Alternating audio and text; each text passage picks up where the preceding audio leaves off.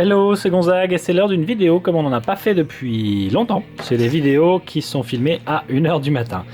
Quand je suis bien fatigué et qu'il faudrait que je dorme au lieu de faire ça.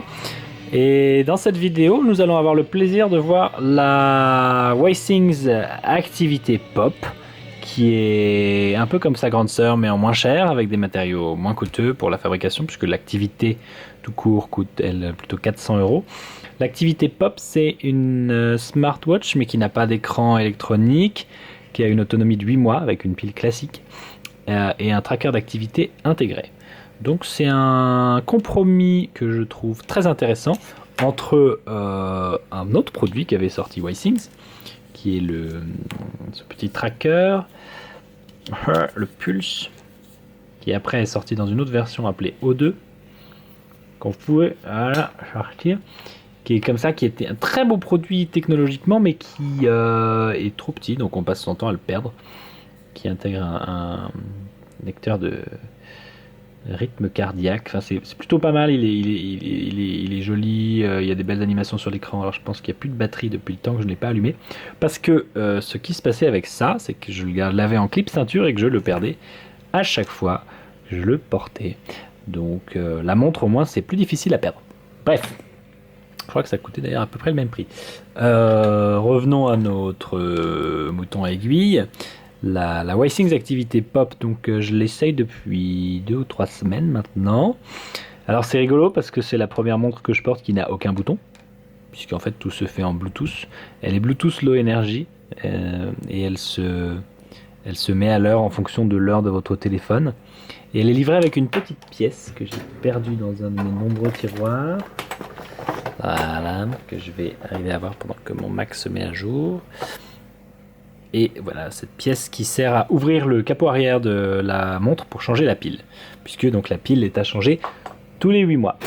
Alors, je vais vous montrer un peu comment ça marche avec l'application.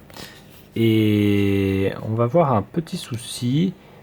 C'est d'ailleurs, en fait, en parlant avec des utilisateurs de produits Wissings, tout le monde a un peu le même retour, et c'est la tendance avec beaucoup d'appareils désormais, c'est que les marques font des produits en bêta et se mettent à les vendre et les mettre à disposition de leurs clients alors qu'ils ne sont pas totalement finis, ce qui est quand même un peu chiant. Vous allez très vite comprendre pourquoi. Donc je vais activer le Bluetooth parce que je suis un enfant obéissant. Le Bluetooth activé, alors là il est minuit passé, donc le compteur d'activité de la montre, oui c'est vrai que j'étais en train d'expliquer, mais notre tracker d'activité montre, et donc le second cadran qu'on voit à l'intérieur traque l'activité de 0 à 100. On est censé pouvoir définir un objectif en nombre de pas, et de base c'est 10 000 pas. Pour l'instant le logiciel de la Wissings Activité ne permet pas de définir son objectif, donc pour faire 100% vous devez marcher 10 000 pas.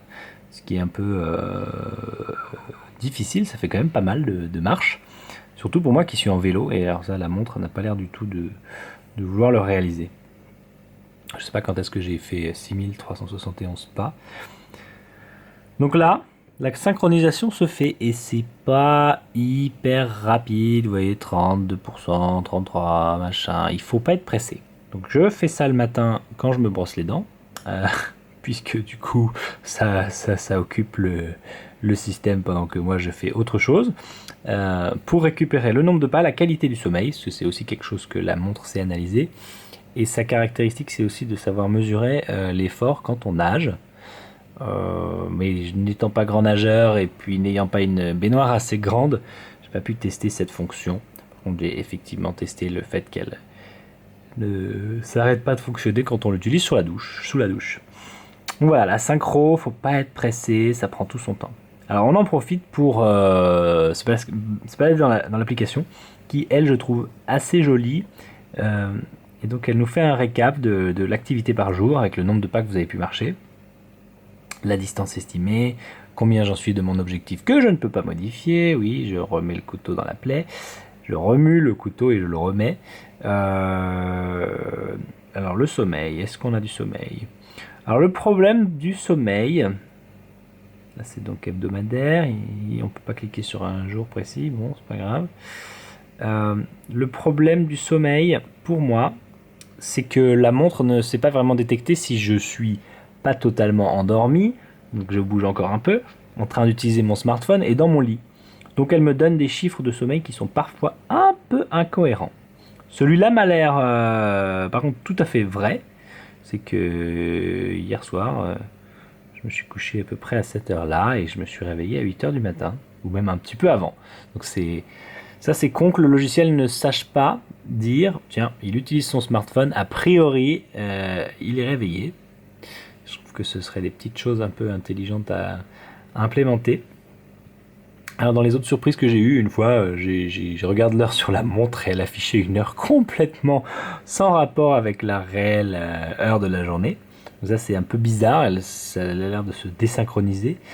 Ah oui, mais pas hebdomadaire, c'est seulement 14 000, alors qu'il y a des gens qui font ça par jour. Moi j'en ai fait que 5 000 hier presque. Oui, donc elle s'était complètement désynchronisée.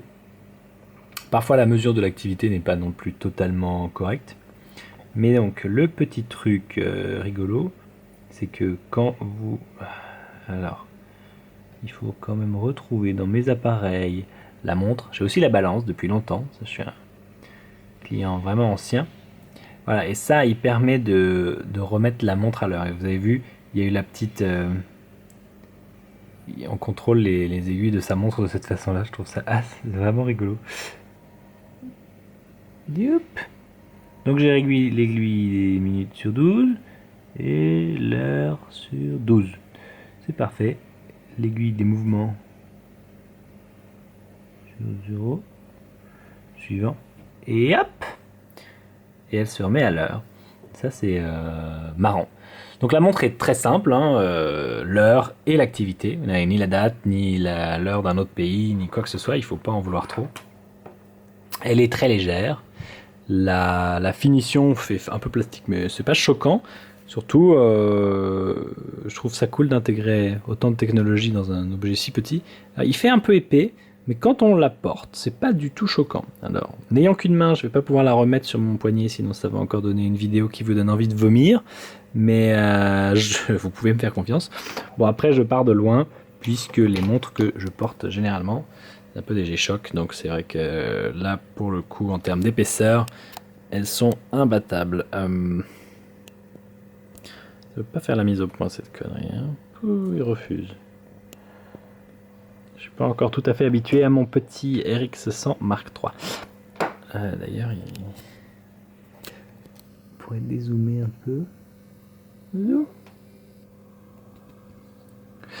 Voilà, donc c'est la Withings Activité Pop, ça coûte 150 €. Je sais même pas si elle est en stock en ce moment parce qu'il y a eu une très très grosse demande sur cet objet à sa sortie. Et donc je suis content que Withings m'ait permis de l'essayer au quotidien. La prochaine montre que je dois essayer, c'est la Motorola 360, parce que j'avais eu que l'occasion de la prendre en main de temps à autre. Et maintenant j'ai le Motorola X qui va avec, donc ce sera très chouette de tenter ça, même si ça nécessite à chaque fois de partir de iOS et que finalement je me retrouve bien dans iOS qui est parfois semble manquer de personnalisation possible, mais c'est aussi ce qui fait que ça fonctionne. Voilà, donc si vous avez des questions sur la Withings Pop Activité Pop, la Withings Miel Pop, vous m'envoyez un petit message. Je ne peux pas m'empêcher de noter qu'apparemment il y a des utilisateurs rares, mais ça existe, dont la vitre de la Pop se brise. Et ça ne m'est pas arrivé, donc je ne suis pas un brise-fer comme mes parents auraient pu essayer de le faire croire à leurs amis quand j'étais petit.